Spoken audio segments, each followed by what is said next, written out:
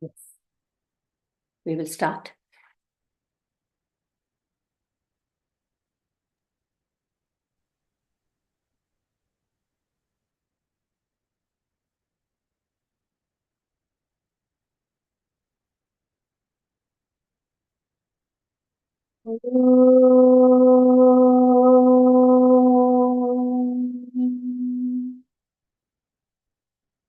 सहना भवतु सहनौ भुनक्तु सह वीर्यं करवावहै तेजस्विनावधीतमस्तु मा विद्विषावहै ॐ शान्ति शान्ति शान्तिः हरिः ओम् श्रीगुरुभ्यो नमः हरिः ओम्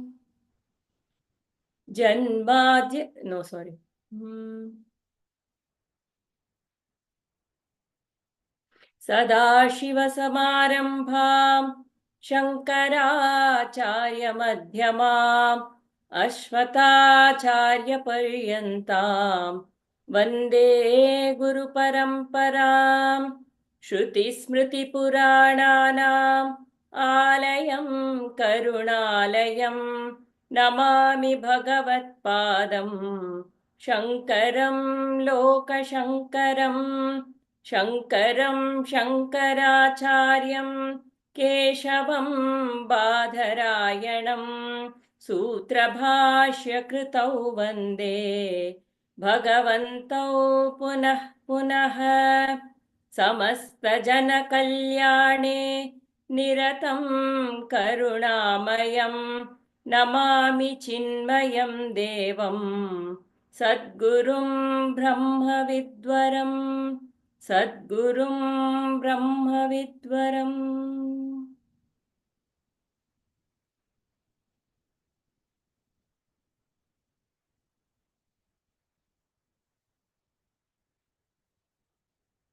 Rub your palms gently, generate some heat in your palm.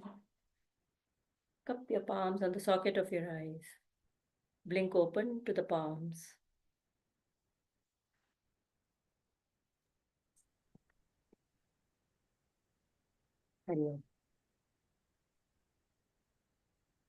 Ramachandran ji, would you like to chant?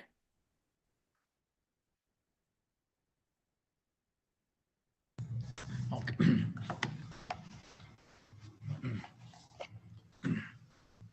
तपोभिक्षीणपापानां शान्तानां वीतरागिणां मुमुक्षूणामपेक्ष्योऽयम् आत्मबोधो विधीयते बोधो न साधनेभ्यो हि साक्षान्मोक्षैकसाधनम् पाकस्य वह्निव ज्ञानम् विना मोक्षो न सिद्ध्यति अविरोधितया कर्म नाविद्यां विनिवर्तयेत् विद्या विद्यां निहन्त्येव तेजस्तिमिरसङ्गवत् परिच्छिन्न इवाज्ञानात् तन्नाशेषति केवलः स्वयं प्रकाशते ह्यात्मा मेघापायेषुमानिव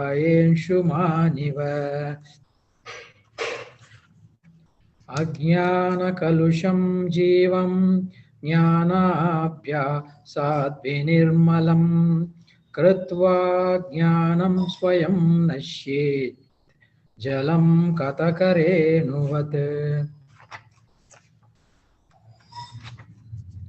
संसार स्वप्नतुल्यो हि रागद्वेषादिसङ्कुलः स्वकाले सत्यवद्भाति प्रबोधे सत्यसत् भवेत् तावत् सत्यं जगद्भाति शुक्तिकारजतं यथा यावन्न्यायते ब्रह्म सर्वाधिष्ठानमद्वयम् उपादानेऽखिलाधारे जगन्ति परमेश्वरे सर्गस्थितिलयां यान्ति बुद्बुदानि वारिणि. We will stop here. This is where we were last week. Yes. We were discussing cause and effect, the types of causes.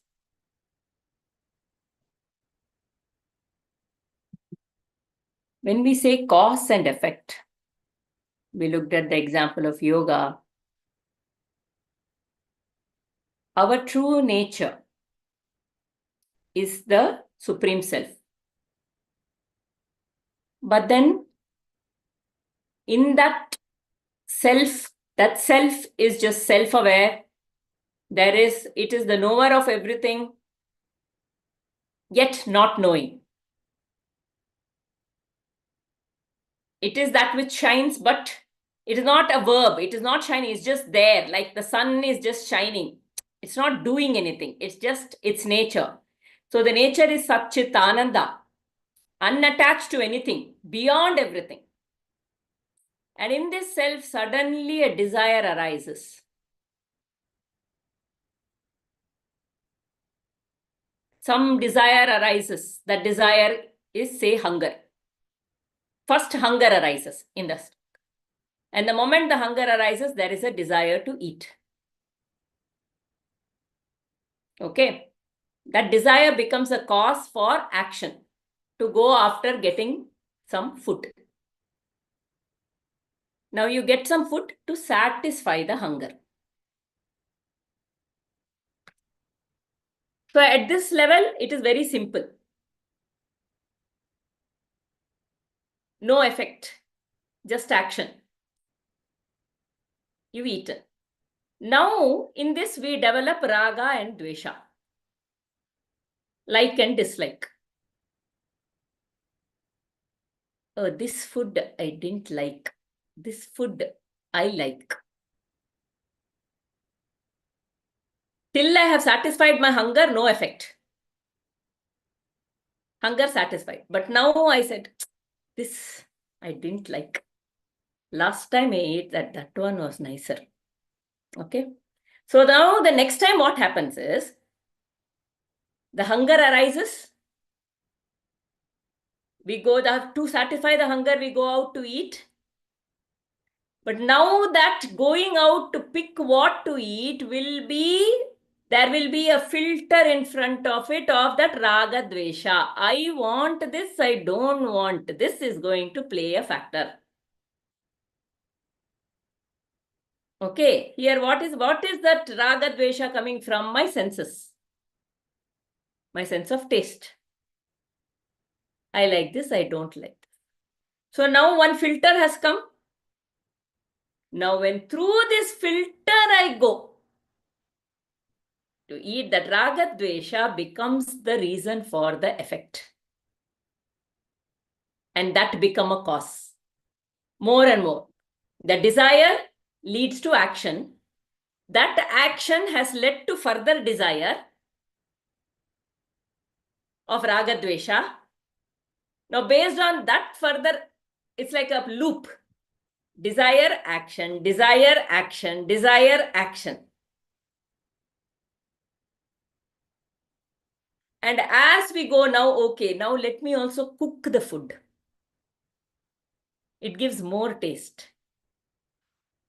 And then I cooked, I want the food in this way. This spice should be there, that spice more, no? Senses. Now I am moving away from the mere satisfaction of the hunger.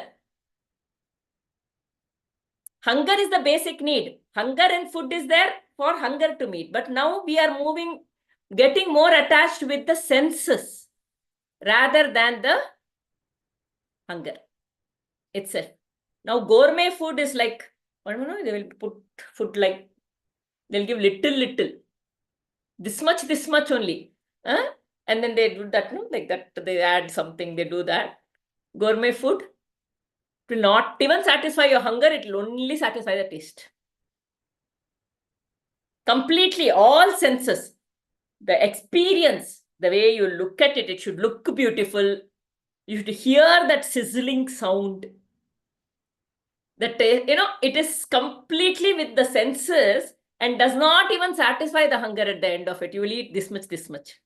So completely moved beyond to the senses and let go of the real cause. The cause is lost and it has been layered so much with so many distortions of the senses. This is how the world is created for us. We are getting, there is a reason for everything. We are in this world for a certain reason. But then through our raga dvesha, we are constantly building filters. Raga dvesha due to our association of pain or pleasure. I think something is painful, I try to run away from it. I think something is, I like it, so I go after it. And based on this, each one of us, so Jagat, in the definition of our scriptures, is not apart from us. Jagat is my experience of this world. It is my subjective world. There's no world other than how I see it, right? It is only what I see. So, cause and effect, this is how, so here, ignorance, we looked at the ignorance initially, and the cause for ignorance, this cause and effect, there is a constant cause and effect, which is taking us more and rooting us further into the world, into the jagat, and taking us away from our true self, our true nature. The more layers there are, it's like multiple veils. The sky is always there. The sky never goes away. But it looks gray because of all the clouds that have covered it. The more clouds, the denser the clouds, we don't see the blue sky at all. It looks very dull, but the sky hasn't gone anywhere. It is there. It is just covered by all of these layers. And we have to uncover these layers to see and we can uncover the layers just knowing that the sky is there beyond. And this will pass. These clouds have to pass eventually. Agama payino nitya tam titikshasva bharata. Oh, we were doing verse 8 only, right, Ramachandranji?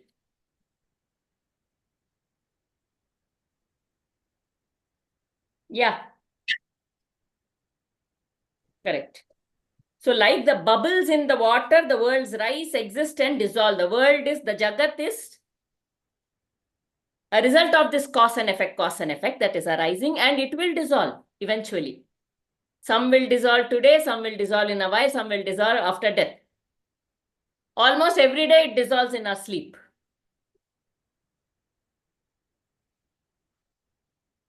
Anything to go? So I was just summarizing this. If we want further discussion on this, otherwise we can move to the next one. Anything you are having to add, Vindhya, to this? Or we can move to the next verse. We can move ahead, Aarti. I think we discussed last week. I wasn't there. Yeah, last 2 weeks Yes. we've been doing this. Yes. So we will move on to the verse now. Yes, we discussed verse number 8, I guess. Yes, So we did. we can go Anything ahead. else, Divya? But I yeah. thought this was a very deep verse in a way. Yeah, because now you said it how that cycle, it was said in the Bhagavad Gita class also by Bala. It was about the pralaya. There are 4 kinds of pralaya in Yeah. Bhagavad. That is just like the cycle only, na? Correct. Pralaya is dissolution of my world. The first dissolution is the everyday thoughts that come up and they go. Oh, Everyday thoughts, pralaya, the dissolution of the world is everyday thought. I am getting one thought, it goes. The desire that comes, it goes. The desire I had yesterday, I don't have today. The desire I have tomorrow, I'll not have. It's like it keeps going. So it is arising like a wave and it is settling back into the ocean. Where does it come from? It comes from, it arises and it sets into the ocean of consciousness. Isn't it? That is the first level. Everyday thought arising and going. The second one is the sleep. I wake up in the morning, the world appears. I go to sleep, the world disappears. Where does it go? Just into the ocean of consciousness. Ocean of this consciousness. It has just gone in and it comes back again the next day morning. The third one, death, is also the same only. In death, you're just leaving this body, becoming one with the consciousness, again taking another body. The fourth one is the final dissolution of leaving. Atyantika. You just leave this body. And you go beyond the body and the mind. So then whether you're born, you're not born, doesn't matter because you're always in the ocean of consciousness. You're always one with the ocean of consciousness. Whether you're in the body or you're out of the body, your state is that state of that jiva is the same. That is Jivan Muktas, no? Yeah, that is the Jivan Mukta state. Okay. Atma madam, in this food example you gave for vasanas, it is how we are brought up the food style or taste is until we are exposed to the world. See, in my till my mother's generation, they had not tasted the north, south, east, west, or even any other community food. So we were used to it. So in my generation, it was North Indian food which was introduced, some paneer, guinea, and all. In now my next generation, it is all continental, Russian, European, so this Mediterranean, whatever they say, which I am not able to cook. So this conflict is going on since ages. And how the vasana determines here, vasana of the previous, the environment available, the vasana also forms according to that, right? In this Exactly. situation, if how to avoid that, how to overcome the duality like and dislike, no, okay, not okay. I am not used to non-veg. So I don't condemn it. I'm very indifferent to it. Even if it is kept next to the dish which I am going to have, we will not look at to take the presence of that non-veg. Don't even look at it. Just whatever we want, we take and just leave the place. So this question is very difficult for me to digest. Nobody can question me like if you are spiritual, everything is same and you should have it. I am not okay with it. And at the same time, I am not saying that it is wrong. Non-veg is wrong. Oh, yeah, if you are spiritual, why don't you have, why can't Yes. you? You should be indifferent. Everything You is should, Brahma. Everything is Brahma. That is also Brahma. This type of question haunts me. it's a valid question. I would say when I am hungry, the hunger is there. But to eat or not to eat is my choice. To eat or Again, not to there eat. comes likes and dislike. No, we should rise Huh? above like and there comes like and dislike. Yes. So if you have to go beyond likes and dislikes, if you are not eating the non-veg because you don't like it, then you are with Ragadvesha on it. Okay. I'm not at all introduced to it. I don't know the taste, but I'm not used to it. And it again, it is killing of the animals, the vibration. I don't like the violence. All this is there. Correct. So you want to practice ahimsa through eating. Reduce. See, for us, ahimsa also, it's only reduction of violence. Okay, it is not like totally no non-violence. We cannot live. It is about degree of violence is what we are trying to reduce. Yes. Our degree of violence here. So in our the degree of violence, and it keeps me sattvic. I am as it is handling my emotional turmoil. I don't want to take another jiva's emotional turmoil into me. and increase.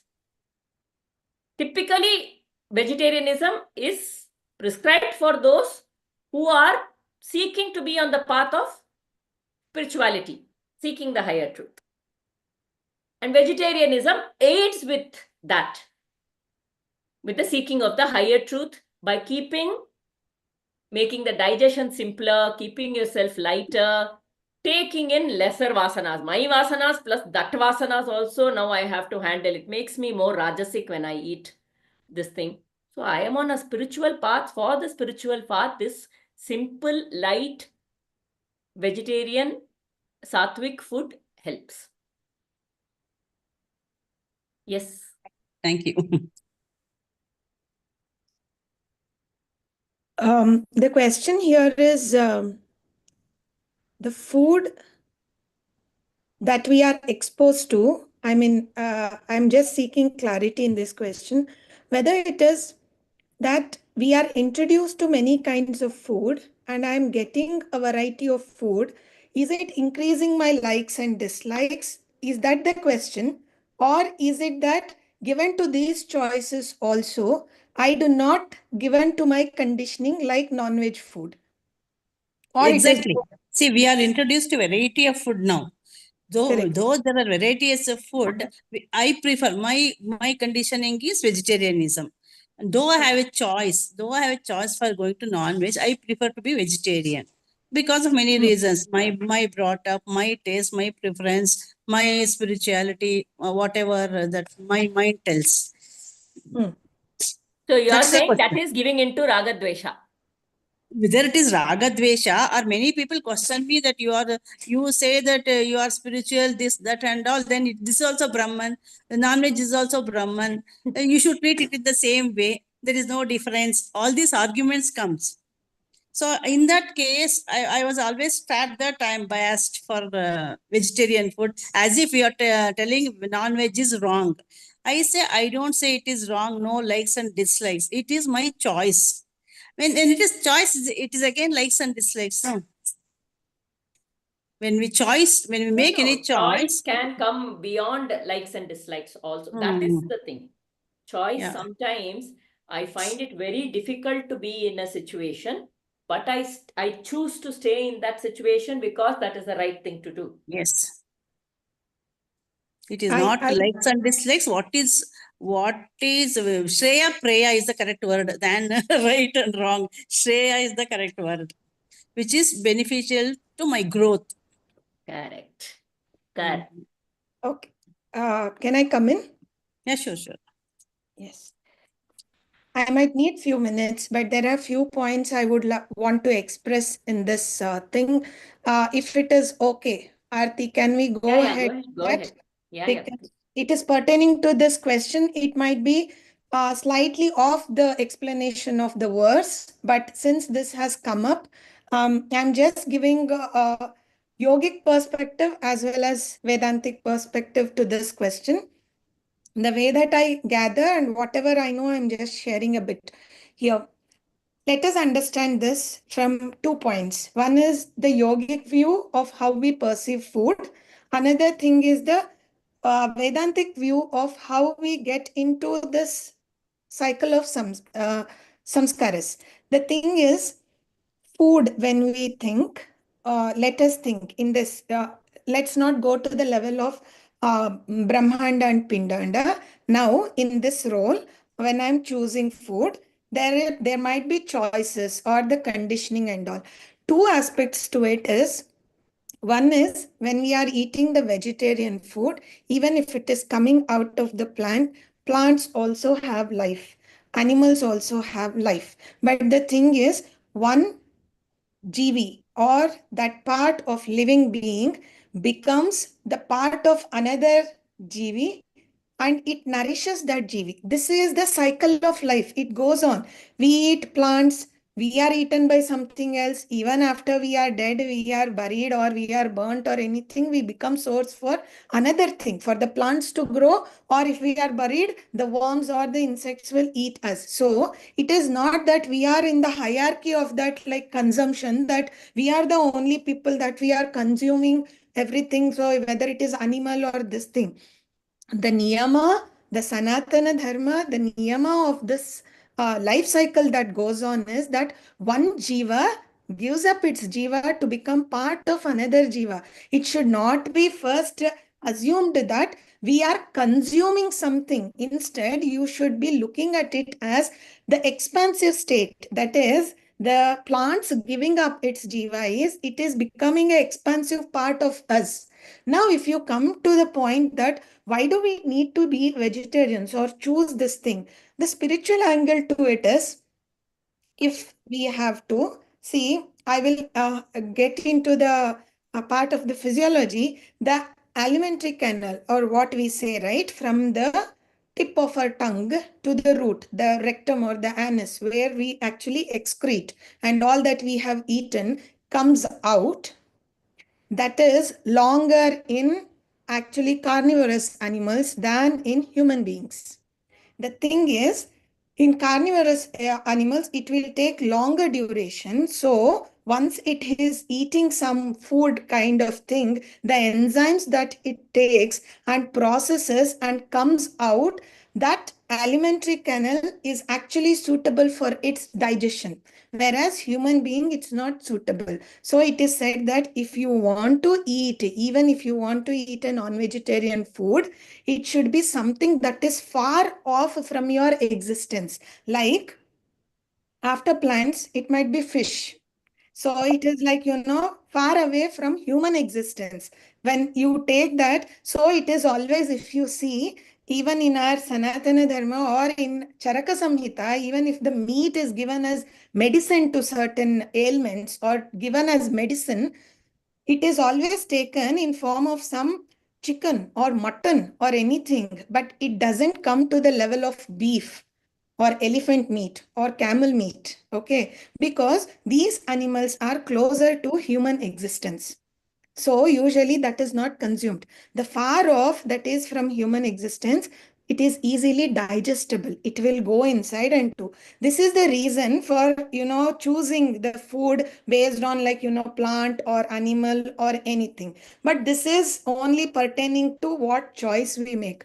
But samskaras like Bhargavi ji was asking that how can I, being used to, sorry, let me take a minute time. Yes, Divya, you have a question. Or you want to, I can go ahead? I'll ask after once you're done. All right, thank you. So samskaras, based on this, if we see what you're saying, why am I not enticed by meat? But I might be exposed to so many things, but I choose a vegetarian food. I can try paneer and all, but I don't feel like trying non-vegetarian. The samskara cycle, what happens here is, like even our teacher Raghuramji used to mention in certain things, once that is in conditioning or through birth cycles, we have been used to certain kind of food. We do not identify with that food. Like he says that if you are sleeping, even in dream state or when you dream, you don't dream of yourself being another person or another species. So, like, the species that are there, I don't imagine myself to be a dog or a tiger or anything. I would still be me, I. So now that I, if it is so strong, over the period, there would be certain things that would have come with our samskaras that makes us choose certain things and not choose certain things. Now, why we would go ahead and try certain things is, see, it is again very conditional because some of the vegetarians, even if they are new to vegetarian food, they might not like paneer. They might not like mushroom because it is like, they have that attitude that mushroom also comes into certain kind of like, meat eating thing only. So it is that strong feeling of vegetarianism that is there in us that makes us choose like that. Now, there are people, I'm not speaking only for this, there are people who would be born in a non-vegetarian family, but given to their samskaras, previous samskaras, they do not want to touch non-vegetarian food. They dislike it. There are many people like that. And now, like Aarti was explaining, how this freedom choice is there.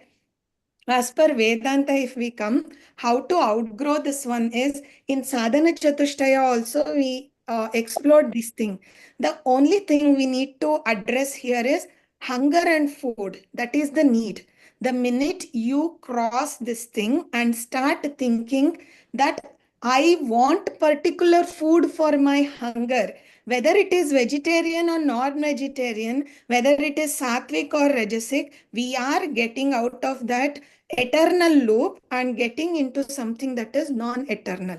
So then, whether it is non-vegetarian, vegetarian, everything, analyzing these things becomes only an intellectual activity, but not a spiritual activity. Because for spiritual thing, we do not need any analysis or activity. It's only the thing that whether it is eternal or non-eternal. Eternal is only hunger and food. Non-eternal is something when there is hunger, can I have jamun? Can I have pizza? Can I have pasta? Okay, these choices come. That is the loop. Now, how these are said is again, it is based on the ahankara and asmita. Till we are in the state of asmita, that is, I identify that I am a human being born with certain samskaras, everything. I am okay. I am okay to go ahead and I have that desire to eat jamun today. I will go and satisfy and come back. Okay, this is till we are in the state of asmita. The thing is, when we get into the ahankara, we go into the loop of saying, I am not only attached or want to eat gulab jamun, that is the best sweet ever. Only I am eligible to eat it. Only I can eat 10. Nobody else is, equipped to eat or they can get these things. Many such kind of permutations and combinations when ahankara gets in. Till we are in the state of asmita, it's only that we realize that we are jiva, we are that consciousness, and hunger is bound to the state that I'm born in, and I need food for that. The minute is the food, whatever I get that day, it is by the grace of divine, and I consume it. There again, like Bhargavi was mentioning, I don't get into the loop of thinking that I'm on the path of spirituality, I should not eat jamun. I am on the path of spirituality, I should not be eating this. It is by God's grace that today I have a festive spread. I can take it. But the thing is, I'm not getting attached to it. The next day I get only khichdi, I'm still eating it. That is eternal hunger and food. The minute I am getting attached to this, I am getting into the non-eternal loop.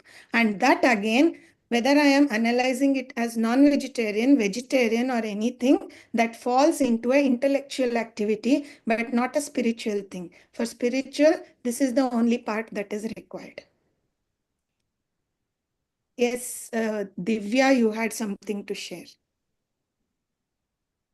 You said now about that gut of the digestive tract of carnivores. But see, when we study, I mean, I'm talking from a scientific point. Talk loudly, Divya.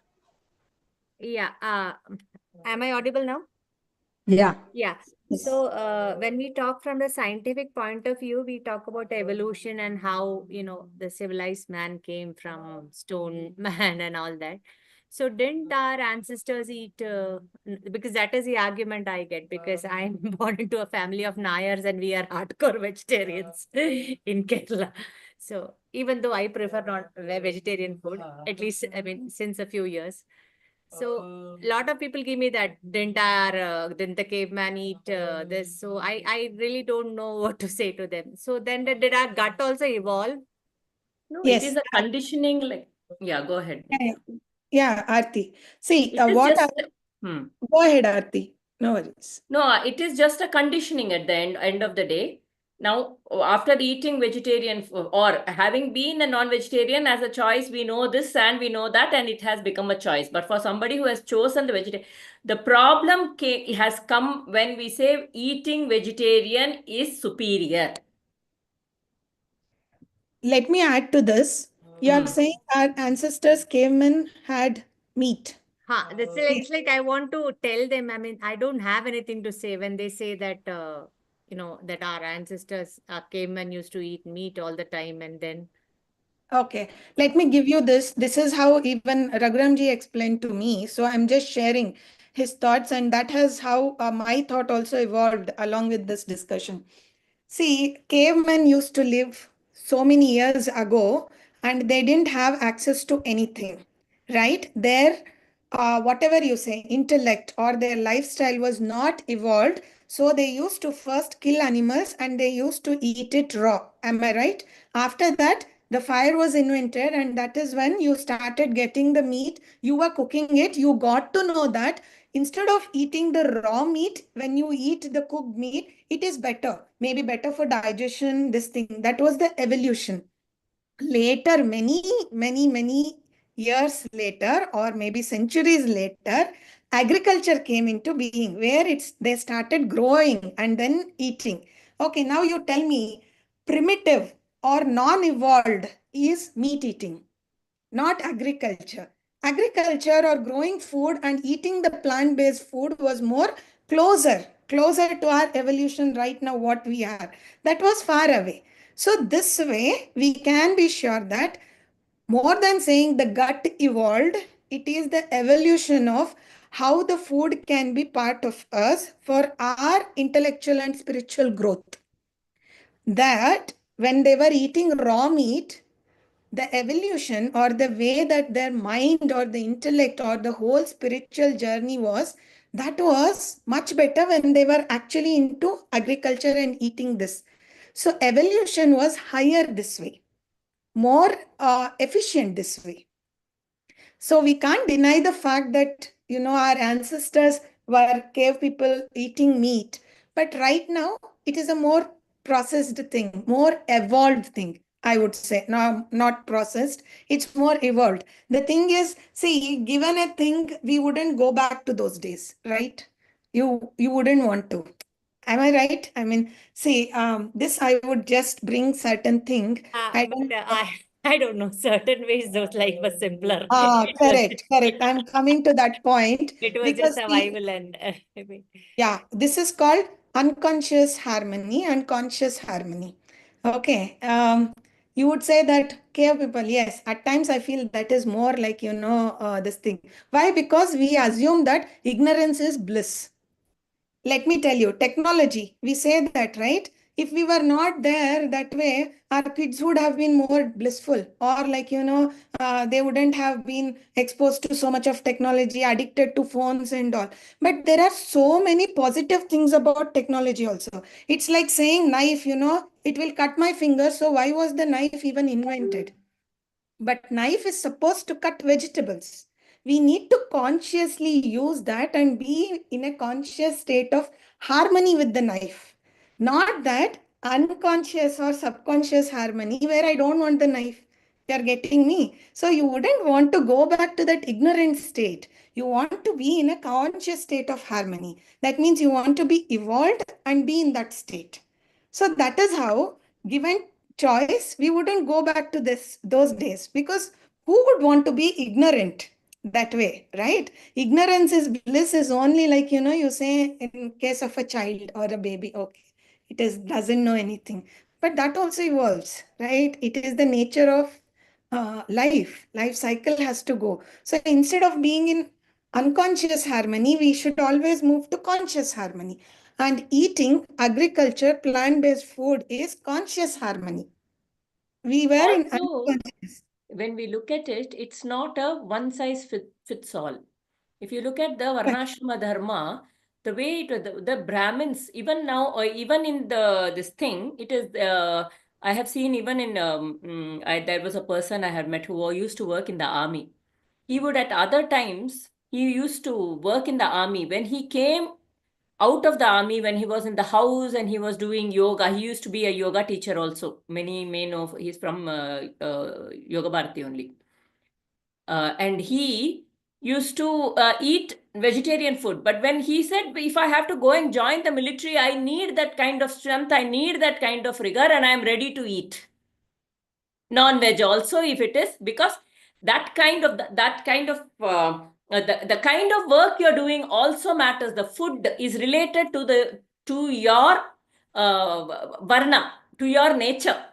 in a way, and which way you want to progress, how you want to, so that it's not a one size fits all to say that this is superior.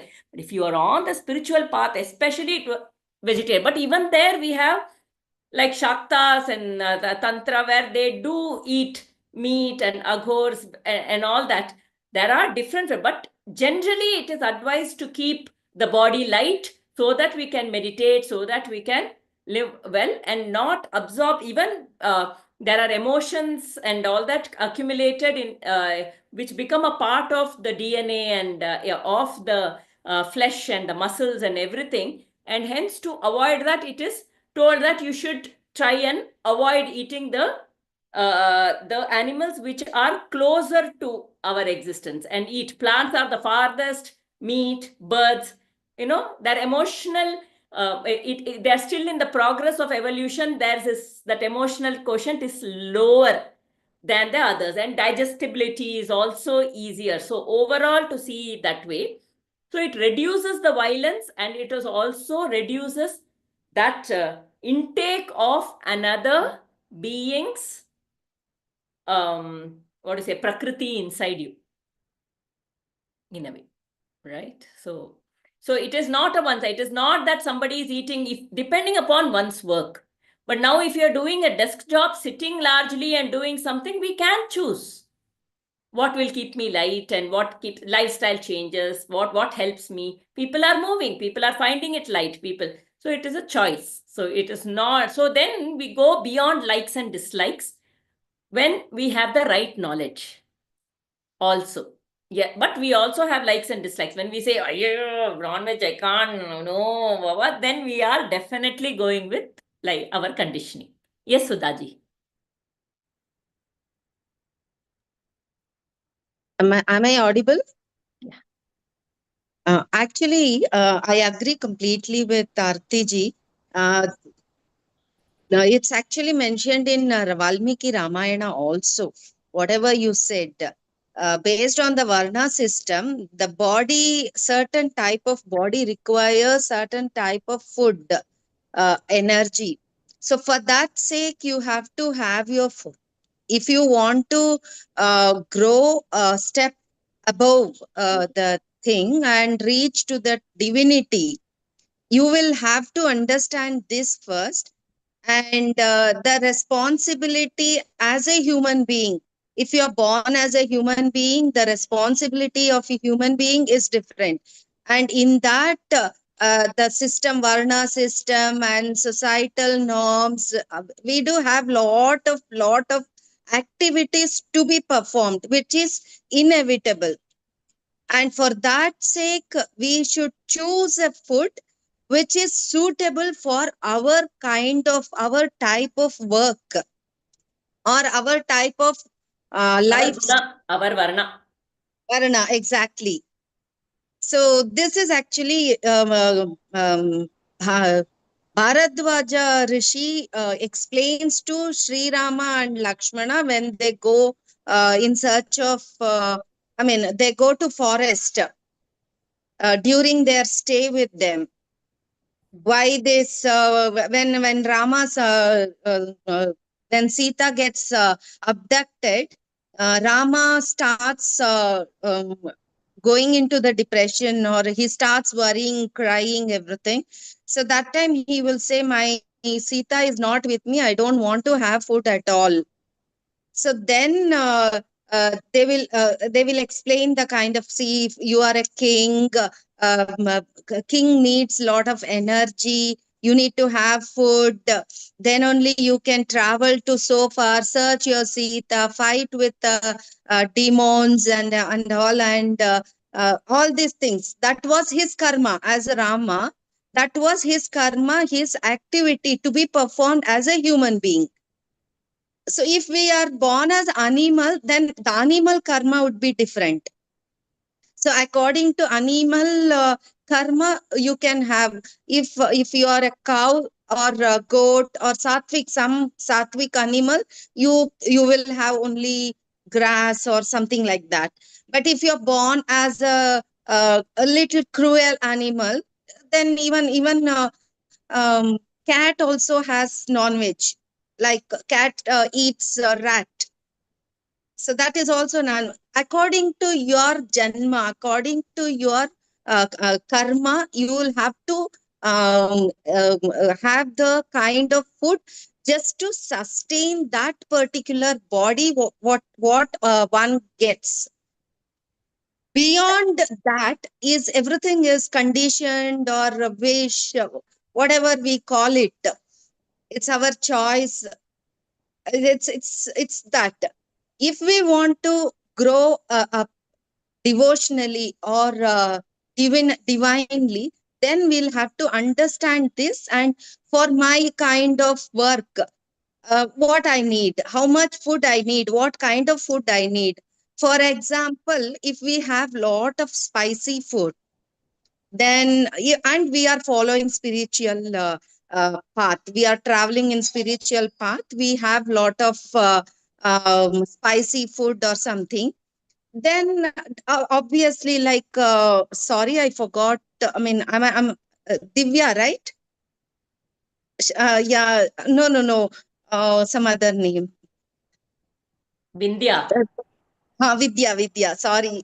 India. She mentioned, like scientifically, there are certain things which helps our body to digest our system. Just a second, somebody is going on belling. I'm extremely sorry. No problem. We will move on. You Aarti can come back.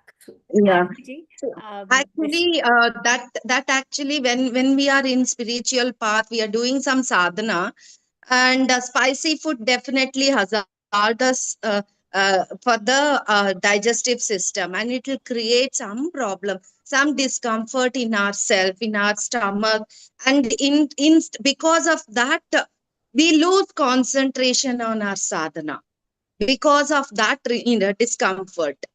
So when we lose the concentration, definitely we will not be in a position to understand the essence of spirituality. For that moment, for till that gets sorted out. So normally sadhus are sattvic people who is on the path of spirituality. They prefer to have sattvic food so that they don't get disturbed by the bodily discomfort. Thank So, you, Sudhaji. Correct. So the idea is what works best for me. And if I am saying I don't want to have, yes, it is conditioning, and we accept it. Okay. We accept that there is a conditioning part to it also, but this conditioning suits my path. My To keep Prakriti. it light as of now. So I am fine with it. There is on the path that we have chosen, there's no need. Thank you very much, all the three. It was a great clarity. You wanted to say something, Divya? Yeah, sorry, ma'am. It's like so when it comes to parenting, so again we are like giving. I mean, then we what do we do? I mean, we tell our I children. have this, okay. I have the now we will be leaving the scriptures. I have another theory here, which is very to current day's situation. Okay, we are looking at sustainability and things like that in today's world.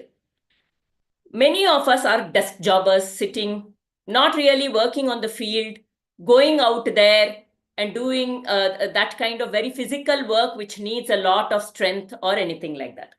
In such a situation, the amount of meat consumption has skyrocketed.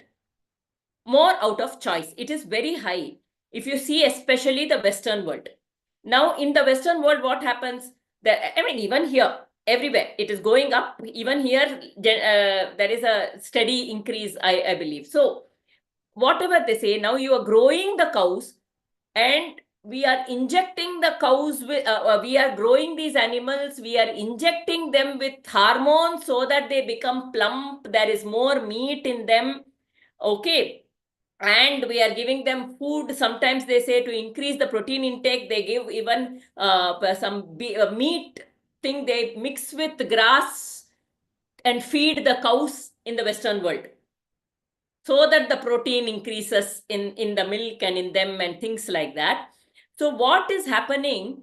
And the way these animals, they're not naturally grazing. It is not like these chickens you see these days, the way they are put in one, all are stuffed in one cage. They're not even running around freely, even when they're alive, right?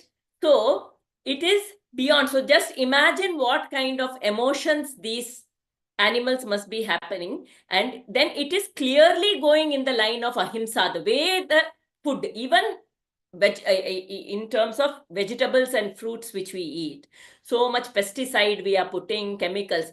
So in all of this, it is becoming a choice where like the Jains go to a different, where our ahimsa ends, their ahimsa starts. Right? So that where our ahimsa, even as Sattvic people, where our ahimsa, we may still eat a cauliflower, they will not even eat a carrot, they will not even eat a even a pumpkin, I believe they don't eat. Because Tubers it and has nothing they eat. huh? Tubers they eat nothing. Tubers they don't eat because we are uprooting. Even pumpkins they don't eat because for some reason Ah. they have. So where our ahimsa ends, their ahimsa starts. It is like that. So the degree of violence, we try to consciously understand and reduce that it is causing harm to animals, causing harms to humans. Puberty is setting early because of the kind of hormones that are being given to these animals. So looking at all these effects, also we need to choose our food. So in that sense, how much also earlier they used to eat non-veg in a way where when it is breeding season, they will not eat that particular thing. They knew when it was breeding so that it can, the natural cycle was not affected. Okay, so in the breeding season, they will not. So there, and they would eat, they will not eat on Tuesday, Thursday, Saturday. There was a way to limit things. Everything was beautifully put. But now it is like, there is no, I want to eat, it is driven by my want, not out of the, there is no, what would you say, boundary limitations. It's just gone. So we need to really bring checks and balances there. So if we just go with an argument of non-veg versus veg, which is superior, non-veg, we have to give these arguments. You don't need to eat. It is not about superiority. How much is the killing? The one thing that convinced my daughter is, I mean, we are vegetarian. She didn't want to, but she used to have these talks, right? So then she said, this worked for me, ma. So for when you eat plants, yes, we kill plants to eat. Say we harm the plants, whatever. But when we grow animals, we grow the animal and the plant to feed the animal. So it is double. Okay. This is how she put it. So for her, that worked. Carbon footprint and all that. Oh, Yeah. that's bigger. So basically, the way it is done today, it is completely driven by the senses, not by need, but more by want. And it is skyrocketing, and the harm is definitely much higher, and it is coming back to us. Just to share one thing that we are all on this path and sharing something that is more than what we think the diet, vegetarianism or non-vegetarianism, whether it is carbs, proteins, we are not, I mean, actually it is a way of, intellectually knowing everything, but our sadhana or what we are discussing are on the lines of different things. Just want to share one thing. So our main mentor and the dean of Yasvyasa University, Dr. Nagratna. So she might be close to 80 years now. I'm talking about her aunt who inspired them to move on the path of spirituality and yoga and form this university and become and establish this Arogya Dhamma and all. When I was new to yoga and doing my teacher's training course, I came across this. So she is the mentor of Raghuramji. She is the mentor of Nagaratna Didi, everyone. She, in her teenage, she was actually diagnosed with a severe stomach condition, I mean, abdominal intestinal disease, which was not curable. If I'm saying in those days, Dr. Nagratna herself is now close to being 80 or something. I am speaking much more, earlier days, pre-independence kind of. So she got into a medical college. I'm talking about Nagratna Didi's aunt. She is Lakshmi Amma, and she is the one who has given the land for this university also. So she got into a medical college, but once because it was her aim to become a doctor, and once she was into medical college, she was diagnosed with this thing, and every other month she used to be sick with this disease. She had to be hospitalized, and believe me when I say this, hospitalization or going through all this process was not easy. I'm talking about like 1930 or 1920s. It was a hard job, and it was very painful for them to go through those process. And in those days, she had to drop out of her medical studies. She was taken to London, and then she was operated, and certain thing was removed from her intestine, so that, she survives. That was her condition. And those days, everything was a great thing, surgery and all. Then, and she came back.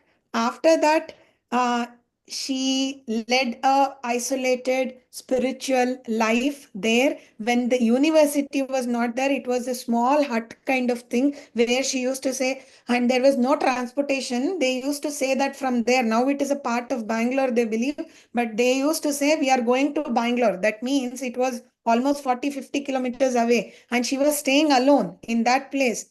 And she did that sadhana every day. Her food that I have heard is, she used to have one fist of this rice or avalaki with curd, and few fruits and vegetable which she could eat, steamed or that way. And that was her food for the next, her whole life. And she lived a spiritual life of close to 75 years.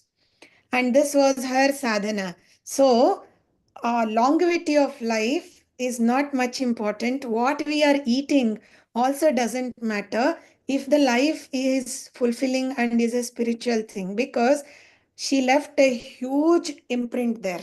The thing is, when you go to that place, you feel that that has come. Today, there are so many doctors coming out of that college. Many of us have graduated from there. It's a huge high when we actually hear to her the way that she has lived her life, and taught her niece, nephews. Nagendra ji is her nephew. So all these people to found, actually establish this huge center and do something for the mankind itself. It was a spiritual accomplishment for her life. Eating only avalaki or rice with some vegetables, she had eaten that for almost 50 years of her life. And she had a healthy, normal, I must say, death, but towards it, it was a more fulfilling life that she lived. So, on spiritual journey, I think we need to more emphasize on this kind of accomplishment rather than getting into the loop of whether it is carbs or this thing, or what if we eat certain thing, will it help us to evolve or go on the path of spirituality? No, it suits me. I eat this. This requires less of my energy for digestion, and it enhances more of my energy to my sadhana. If that kind of food I am getting individualistically, that is suiting me, that is my spiritual kind of eating or food that we can stick to. Thank you very much. It was a great clarity. Though it is not for intellectual sake or to argument with any, not to win an argument. It is for my clarity. When I was faced with this question, I was answerless. I cannot say that this is good, bad, like, dislike. Then what is that? That was a question. I was with no answer. So it was a great Same was the clarity. state And I with us, which gave rise to same question. Thank you. Yeah, today's session became about this. I think Food. Anna. Spiritual but food. it's okay, we need that also, because there are so many people, and there is we think food is our only way of eating, but on the line of sadhana, we have known so many stories where without food also one can survive. Though the statistics say something very differently, that you can't survive for more than 4 days without, if you can survive with water alone. But even without water, the prana is there all around and it can be absorbed just by breathing. And then even without that, with just your own prana. We have heard lots of stories, and now with this Kumbh Mela thing, I'm seeing so many stories like that. A Baba who has not eaten for 70 years or something, 50 years or something. He is 70, but he's not eaten for 50 years. And things like that. Even in today's dates, it is possible. It is just our own evolution and how we give a lot of credit to food. Food is just, yeah, anything that is aiding, like what Vindhya said, what aids me in my spiritual journey. I go with a choice rather than it may have been a conditioning, but now I'm making it a choice. It is just that, and I can make a choice and I can move with it in that, if as long as it is not taking me backwards and keeping me in place. Ma'am, And how in was Kumbh Panchakosha Mela? Can you Viveka, just give a brief description? What? sorry, Kumbh Mela experience? Kumbh Mela? No, I am going tomorrow only. I'm leaving for Acha, Kumbh Mela okay, you're tomorrow. going Oh, you are tomorrow. going I to thought Kumbh you already- Mela. All the best. Tomorrow I'm leaving for Prayagraj. Spiritual How many sadhana, of you? this How many adhyatmik of you? sadhana, we need to have food clarity also, what we should eat, what we No, should it not. is, Otherwise, it's very difficult. and this is a valid question. We face it every now and then, right? So, but I Yes. also heard that the Aghoris, right? The Aghoris, they, in this whole Raga Dvesha, their sadhana is in accepting that which is averse by the world. That is their sadhana, that which is it's a very deep, when they are with the cops and with their, all that, all that we strongly, we can't even think. The moment we think of certain things, there is a dvesha. We cannot say it is not there. We feel that little aversion, little a strong aversion that comes up when we think. And that is their sadhana. Their sadhana is about accepting all that the world thinks. So they actually, there was a time when lepers were shunned by the society because they were afraid that they were contagious and they would. But the Aghoris actually cater to these lepers because for them, they accept that which is shunned by the society at large. That is their philosophy. I think you were only saying, no, today's Kaumara Vidya class, I overheard about that. No, I think Raghuramji was in his lecture talking about that eunuchs and all that, how they are, there is a I didn't speak. Okay. in today's Sanatana Dharma lecture, Raghuramji was talking about how there is an entire sect of where eunuchs are. And In it's this like, Kumbh Mela, they are also given an opportunity. Yeah. That's what- They're all cults, everybody comes there and everybody is accepted. Vaishnava, Shaiva, it's all the subsects. Everybody, no caste. Are you Otherwise, going physically you will individually see, or but with here any there'll be mission? no difference. Huh? Are you going individually or with any mission or institutions? So we are going through Paramat Niketan from Oh. Rishikesh. I thought you'd already been, that's why I asked. No, we are leaving tomorrow. All the best. Thank you. I know. I'm looking forward to it. It's yeah. Don't know what, just want to go there and do the How many sadhana. days, Don't RKG? want it to be a sightseeing experience. Just want it to be another sadhana in some whatever it can be. How many days? We'll be there for 3 nights. Okay. We're going to Kashi there and then again Kashi and back. So totally 5 days. We are returning on Tuesday evening. Wishing for Ayodhya, self-realization. Artiji, you're blessed. We are Bala is blessed also to coming, be in this Arti? land. We are blessed that it is a Mahakumbh and that it's happening at this time, and we are having this opportunity to go. We thought of it and it is just happening in some way. So a few years back, I wouldn't have thought of going in all this crowd, frankly. But just that crowd doesn't seem to bother me as much anymore itself. I feel there is some Now everyone is a wave. that is happening. Everyone is a wave and ocean.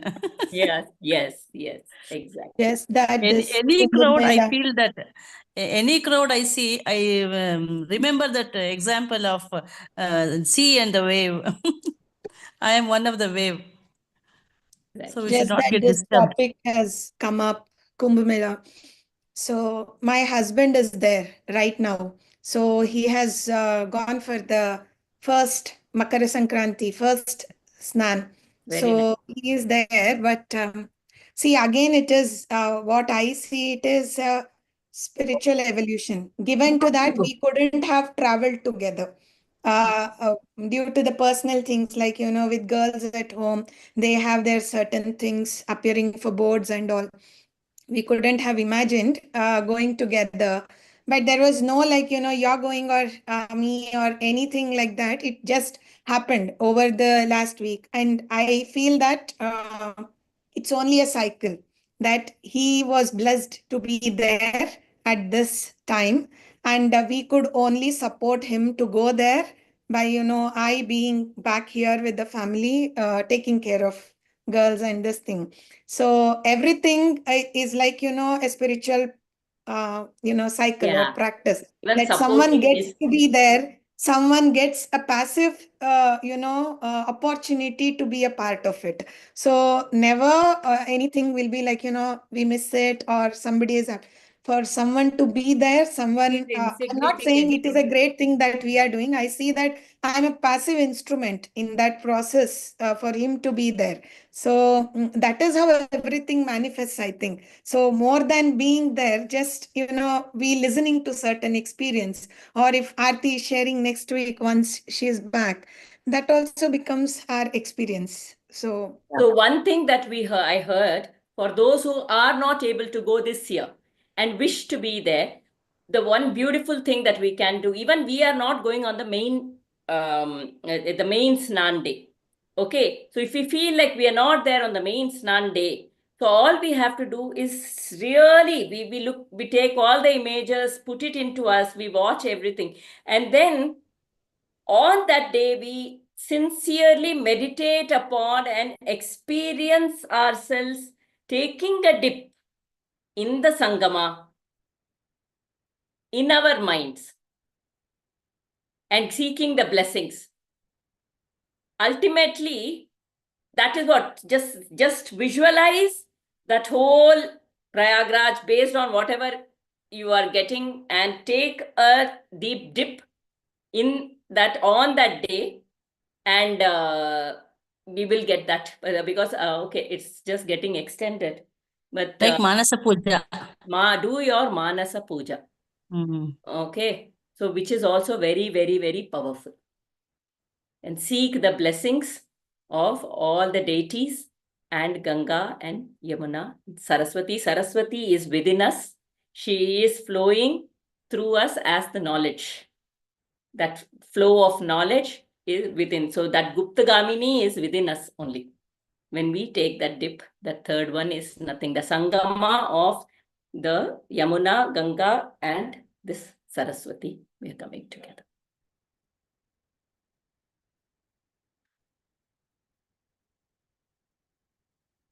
Om Asato ma Sadgamaya Tamaso ma Jyotirgamaya Mrityorma Amritam Gamaya Sarve Bhavantu Sukhinah Sarve Santu Niramayaah Sarve Bhadrani Pashyantu Ma Kaschid Dukkha Bad Bhavet.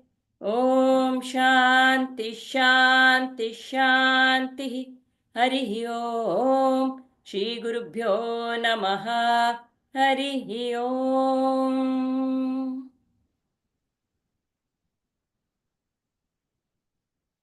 Hari Om. We'll meet you all next week. And Thank we'll you. go to verse 9. You are the Hari Om. Wish you a All the nice best. trip. Happy Safe, journey. safe Thanks. journey also.